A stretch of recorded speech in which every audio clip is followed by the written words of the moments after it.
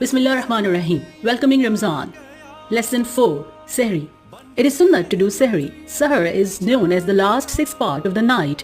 Delaying it is sunnat, however do not delay it so much that the time for the Fajr Azan nears completely.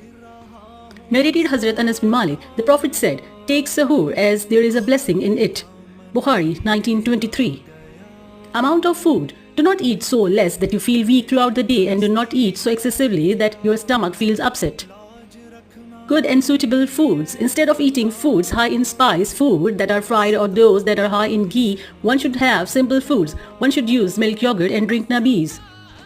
Intention. وَبِالصَّوْمِ غَدٍ نَوَيْتُ مِنْ شَهْرِ رَمَضَانَ. We can make an intention at night at Sehri time and also during the day before Zawal. It is not necessary to make an intention with the tongue verbally. Niyat is the name for the intention of the heart. Jazakallah. If you like the video, then please like, comment, share and subscribe the channel. Hit the bell icon